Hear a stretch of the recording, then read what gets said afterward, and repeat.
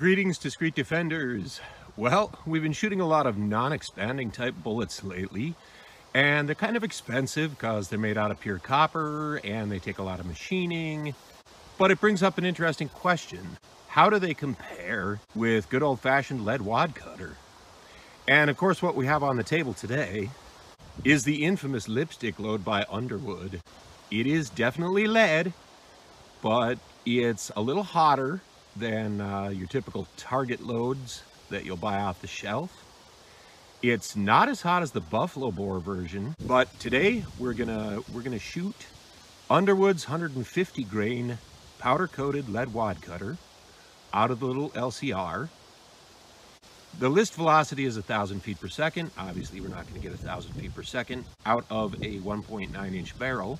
We have a 21 inch column of gel, 20 and a half, something like that. I've backed it up with some 2x4s. And I've got the 4 layers of denim on. Not that this round cares whether you put up denim or not.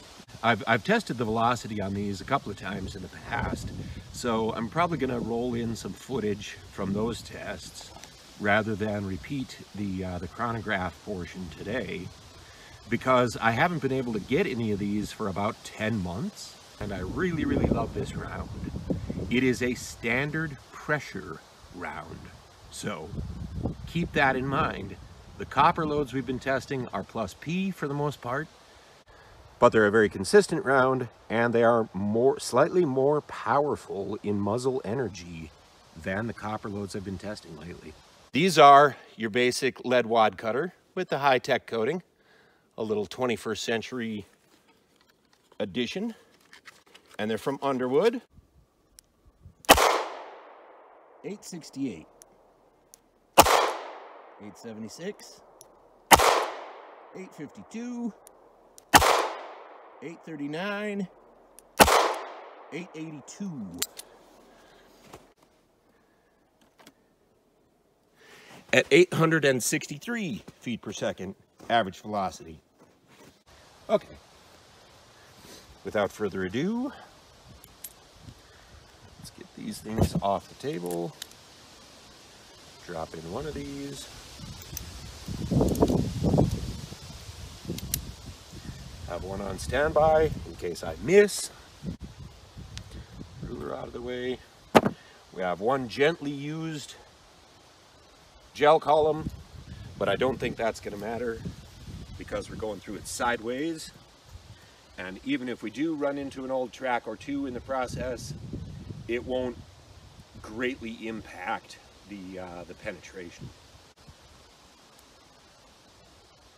Shooting from about 5 feet.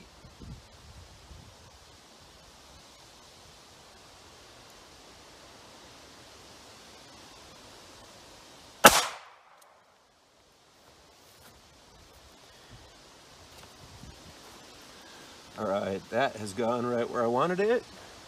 It is indeed in the last gel block.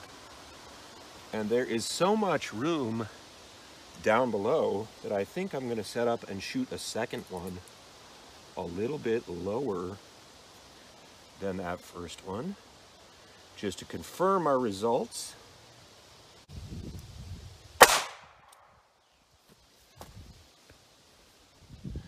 And that one has gone straight underneath, through there, through there. Oh, there it is.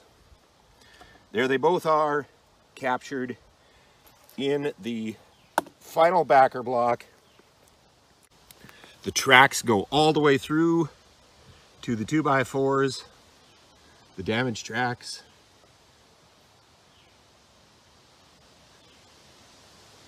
Indicating that they bounced off the wood at the back of the 20.5 inch gel column. So these definitely over penetrate, and I'll take those out and look at them. That's a pretty tough block too.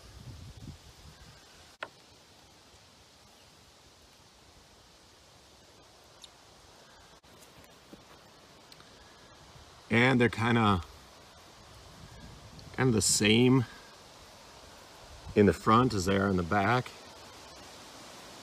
but they just plow straight through relentlessly, remorselessly coming out looking a lot like a soup can.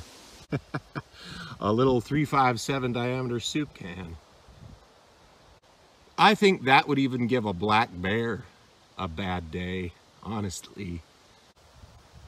And I'm going to cut open that first block so that you can take a look at the wound tracks. All the denim is pretty much out of the way within the first 4 or 5 inches. There's a little bit in the second block, but there you go. Those guys do some kind of damage. There is definitely a significant energy transfer in that first block, about the first 4 or 5 inches of the track.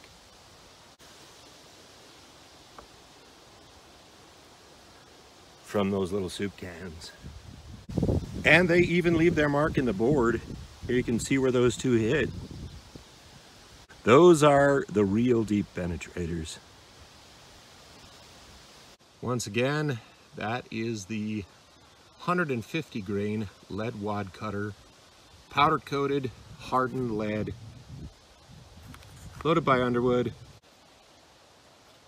This is Dave for DDR. Thanks for watching my test and have a great week.